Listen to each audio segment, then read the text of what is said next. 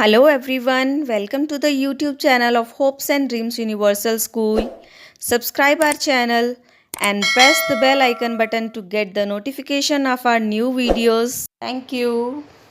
Hello students, today we read chapter 10 Transport and Communication for class 4th SST। आज हम परिवहन और संचार के बारे में पढ़ने वाले हैं। जिस तरह से हमारी लाइफ स्टाइल, हमारा रहना सहना सब ग्रो कर रहा है, उसी तरह ट्रांसपोर्ट और कम्युनिकेशन भी ग्रो कर रहा है। परिवहन के साधन बढ़ रहे हैं, संचार के साधन बढ़ रहे हैं, एक दूसरे से बात करना बहुत ईजी हो चुका है, एक दूसरे के पास जाना बहुत ईजी हो चुका है। तो आज हम इसी के बारे में और अधिक पढ़ने वाले हैं। Okay, let's start. Mister Ashok has been transferred from Hyderabad to Bangalore. Mister Ashok है जो उनका ट्रांसफ़र हैदराबाद से बेंगलोर हो गया। He made a phone call to a transport company. उन्होंने ट्रांसपोर्ट कंपनी को फ़ोन किया।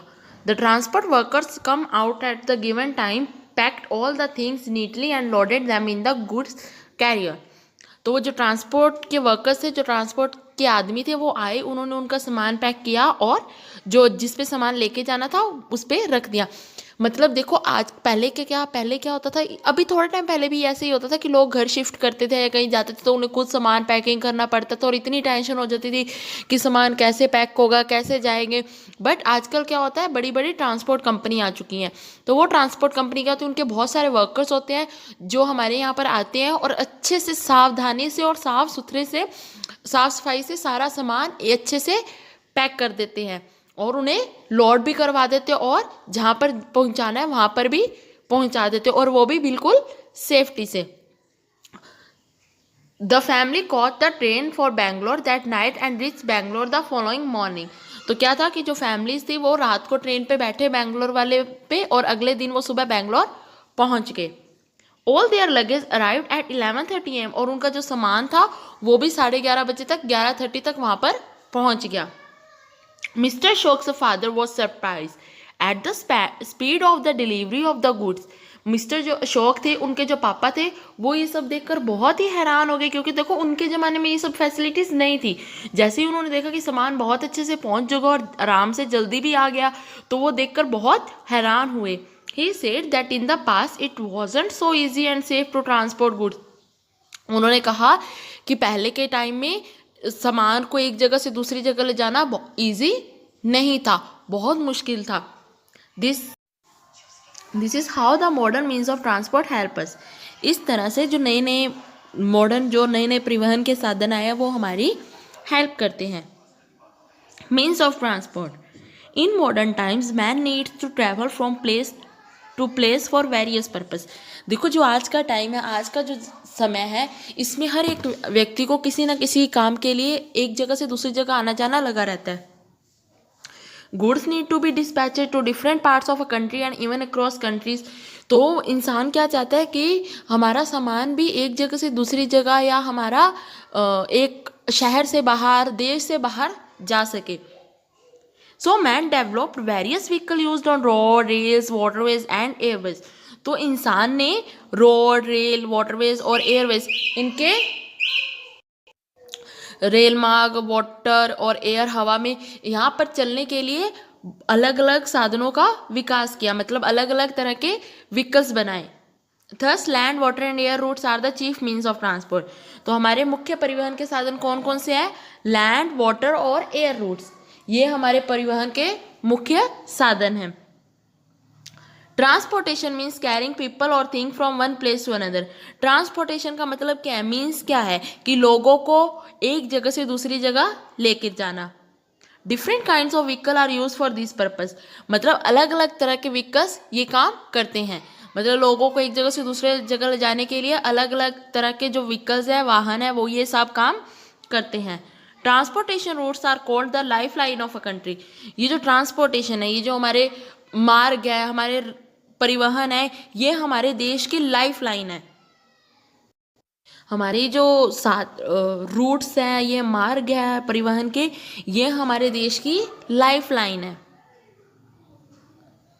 हम कह सकते हैं कि हमारे देश की जीवन रेखा है, क्योंकि तो देखो लोगों को आना जाना होता ही रहता है। तो अगर ये हमारे पास परिवहन के साधन ही नहीं होंगे तो लोग आए जा जाएंगे कैसे।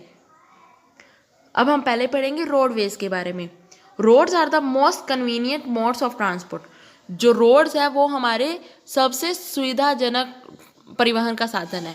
मतलब आप देख सकते हो कि जब भी हमें कहीं जाना होता है, मोस्टली पास में या वॉक कर रहे हैं, है ना, या फिर हम लोग कहीं पास में गए हैं या कैसे भी गए, तो हम सबसे ज़्यादा रोड ही यूज़ करते हैं।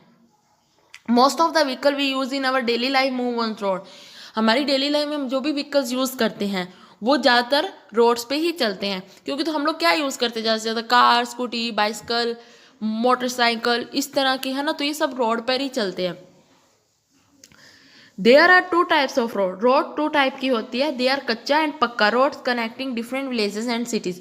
रोड टू टाइप्स की होती है, कच्चा रोड और पक्का रोड। ये दोनों रोड्स क्या होती है, ये कच्चा रोड और पक्का रोड अलग अलग गांवों और अलग अलग शहरों से कनेक्ट होती है। द रोड्स मेड ऑफ टार, कोल और कंक्रीट आर कॉल्ड पक्का रोड। देखो जो रोड टार होता है, कोयले से निकला हुआ एक गर्म पदार्थ होता है, कोयला, कंक्रीट होती है वो कंकर, ये इन सब से मिलाकर जो रोड बनती है वो होती है पक्का रोड। द वीकर और less permanent roads are called kutcha road. जो कमजोर होती है और वो परमानेंट नहीं होती है वो होती है कच्चा road. Roads are of different kinds. आपको पता है रोड्स भी डिफरेंट होती है। अब आप घर पे गए, है ना, मान लीजिए हमें गंगनगढ़ से सूरतगढ़ जाना है, तो हम लोग रास्ते में सड़क पे चलते रहते हैं, बट रोड्स भी अलग अलग टाइप की होती है। तो अब हम रोड्स के बारे में पढ़ने वाले हैं। National highway, a main road that connects big cities is called a highway. एक ऐसी मेन रोड जो बिग सिटीज से कनेक्ट करती है तो उसे क्या बोलते हैं, हाईवे। ऐसी रोड जो हमारे, मतलब हमने शहर से बाहर निकले और वो एक बड़ी सिटी को कनेक्ट करती है, मतलब बड़ी सिटी तक हमें पहुंचाती है, वो रोड होती है highway. National highway are roads which join big cities like Delhi, Jaipur, Kanpur, Ambala, Ludhiana etcetera. These are very wide roads. तो बिग सिटीज कौन कौन सी होगी, जैसे दिल्ली हो गया, जयपुर हो गया, कानपुर हो गया, अंबाला हो गया, लुधियाना, और भी बहुत सारी सिटीज हैं।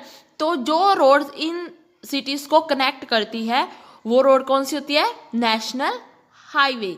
These are very wide road. ये जो रोड्स होती है ये बहुत वाइड होती है, बहुत चौड़ी होती है, बड़ी बड़ी सड़कें होती हैं ये। ओके, तो ये हमारी होगी national highway. Second road is state highway. They join all the cities of a state. मतलब देखो नाम से ही पता चल रहा है स्टेट, तो जो सिटी से स्टेट को जोड़ती है सड़क वो स्टेट हाईवे होती है। लाइक जैसे अगर मान लीजिए हमें अपने शहर से पंजाब जाना है, तो हमारा शहर हो गया सिटी और पंजाब हो गया स्टेट। तो अगर हमारे शहर से जो पंजाब को जाएगी रोड, है ना, जो उस स्टेट में पहुंचा देगी हमें वो रोड, उसे स्टेट हाईवे कहा जाता है। All these roads are also connected with the nearest national highway.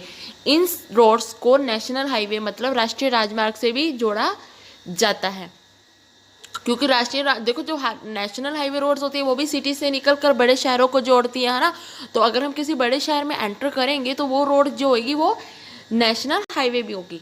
Okay, district road, district हमारे शहर को बोलते हैं, district city. They join all the big villages with the district headquarters. मतलब ऐसी रोड जो बड़े बड़े गांवों को हमारे शहर के साथ जोड़ती है, ठीक है, वो होती है district road. These are narrow road. ये जो रोड होती है ये थोड़ी चौड़ाई में कम होती हैं।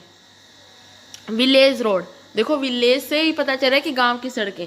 दे are roads which connect all the villages with one another.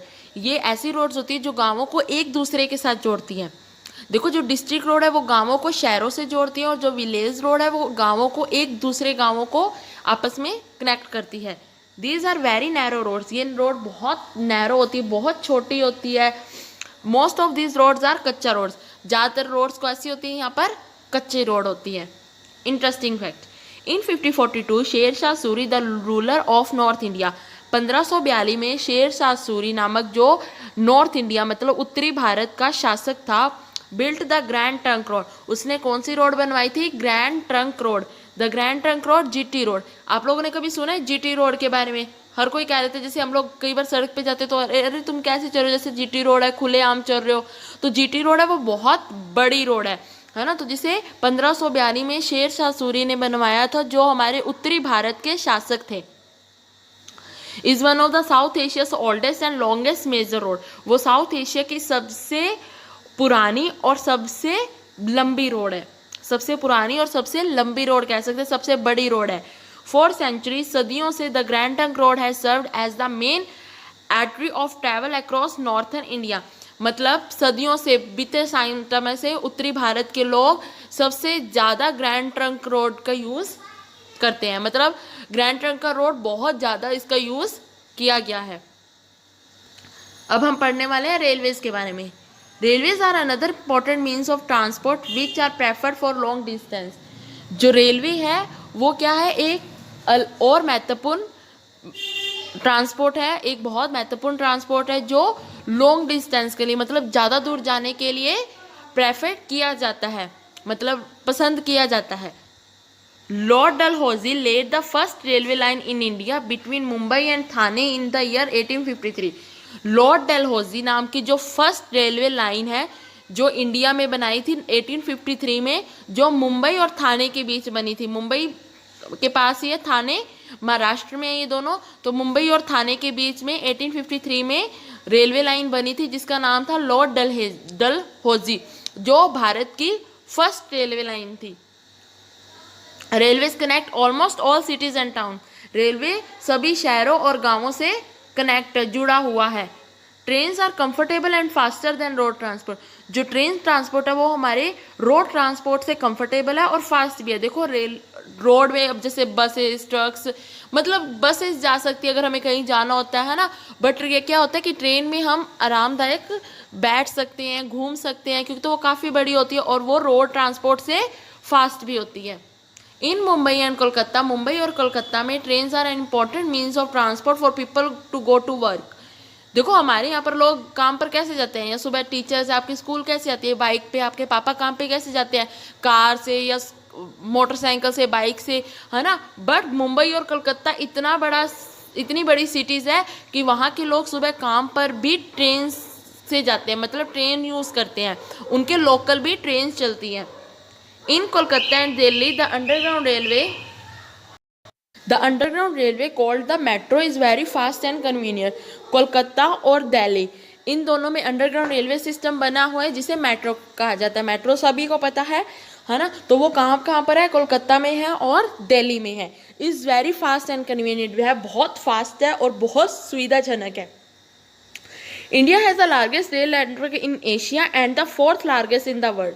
Asia जो कॉन्टिनेंट है उसमें इंडिया सबसे बड़ी रेल मार्ग की, मतलब इंडिया में सबसे बड़ा रेल मार्ग है एशिया में। एशिया की जितनी भी कंट्रीज़ है उनमें इंडिया सबसे बड़ा रेल नेटवर्क है और पूरी दुनिया में ये चौथे नंबर पे है।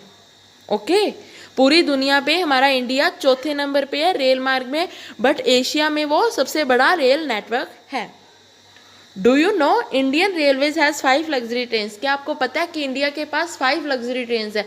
लग्जरी ट्रेन्स क्या होती है, जो आरामदायक हो। हम कहते हैं ना कि लग्जरी, तो लग्जरी मतलब होता है आरामदायक हो, सुविधाजनक हो, जिसमें हर तरह की फैसिलिटीज़ अवेलेबल हो। They are royal Rajasthan on wheels, palace on wheels, the Maharajas express, the Deccan odyssey and the golden chariot. ठीक है, तो ये जो ट्रेन्स है ये लग्जरी ट्रेन्स है जो हमारे इंडिया के पास है 5। They hold an immense position among the luxury trains of the world. ये पूरी दुनिया में जितनी भी लग्जरी ट्रेन्स है उन सभी में अपना महत्वपूर्ण एक स्थान रखती है। मतलब पूरी, जब हम वर्ल्ड के लग्जरी ट्रेन्स काउंट करते हैं तो उनमें इंडिया की भी ये 5 ट्रेन्स के काउंट होती हैं। Now we read about the water transport. हमने रोड ट्रांसपोर्ट पढ़ लिया, रेलवे ट्रांसपोर्ट पढ़ चुके हैं, अब हम पढ़ेंगे water transport. Waterways do not have to be built और repair, so water transportation is cheaper than roads and railways. देखो जो वाटरवेज है, जो पानी वाला रास्ता है, वाटर का रास्ता है, उसे ना तो बनाया जाता है और ना ही उसे रिपेयर किया जाता है। जैसे अब मान लीजिए कि रोड्स है ना, तो रोड क्या होती है, कई बार टूट जाती है ना, या फिर उसमें गड्ढे हो जाते हैं या ख़राब हो जाती है। और रेलवेज़ का भी यही सिस्टम रहता है कि अगर मान लो किसी एक शहर से दूसरे शहर तक रेलवे लाइन डालनी है, या कई बार होता है कि पटरी बीच में से टूट जाती है ना, तो इन सब पे बहुत खर्चा आता है। तो जो वाटरवेज है इनमें रास्ता बनाने की जरूरत ही नहीं, क्योंकि तो ये तो वाटर पे ही चल रहे हैं जो भी चलते हैं वाटर ट्रांसपोर्ट, है ना। तो क्या होता है कि रोड और रेलवेज पे बहुत खर्चा आता है, वाटरवेज पे खर्चा नहीं आता, इसलिए वाटरवेज है जो वाटर ट्रांसपोर्टेशन है वो रोड्स और रेलवे दोनों से सस्ता है। The chief means of water transportation are boat, steamer and ship. महत्वपूर्ण वाटर ट्रांसपोर्टेशन कौन से हैं? बोट्स है, नाव है, स्टीमर्स है जो भाप से चलते हैं, और शिप्स जो जहाज।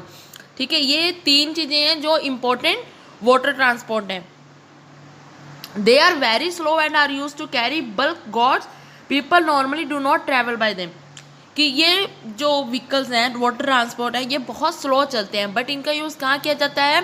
बहुत सारा सामान एक जगह से दूसरी जगह एक्सपोर्ट करने में। मतलब क्या होता है कि कई बार जैसे बहुत ज़्यादा सामान होता है ना, जो बसेज या रेलवेज पे लोग एक्सपोर्ट नहीं कर सकते, वो इन पे किया जाता है। मतलब एक जगह से सामान लाकर दूसरी जगह पे छोड़ा जाता है, और लोग नॉर्मली इसका यूज ट्रैवल के लिए नॉर्मली लोग इसका यूज़ नहीं करते हैं। बहुत कम लोग होते हैं जो ट्रैवल के लिए इसका यूज़ किया करते हैं, बट ज़्यादातर इनका यूज़ थोक सामान को इधर से उधर ले जाने के लिए किया जाता है। There are many ports and harbour on the coast line of India. India की जो कोस्ट लाइन है, जो इसकी समुद्र तट है, उसमें बहुत सारे बंदरगाह बने हुए हैं, पोर्ट्स और हार्बर्स। पोर्ट्स और हार्बर्स दोनों ही बंदरगाह होते हैं। पोर्ट्स क्या होता है? जहाँ पर सवारियों को उतारा जाता है ना, या फिर सामान को उतारा चढ़ाया जाता है। और हार्बर क्या होते हैं?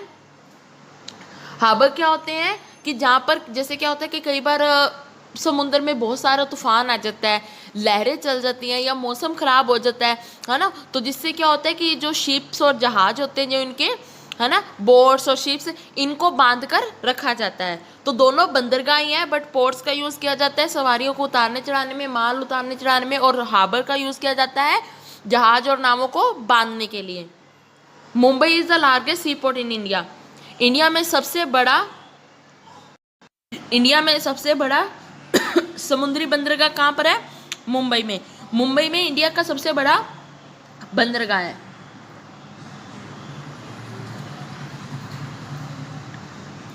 Now we read about the air transportation. अब हम पढ़ने वाले हैं एयर ट्रांसपोर्टेशन के बारे में।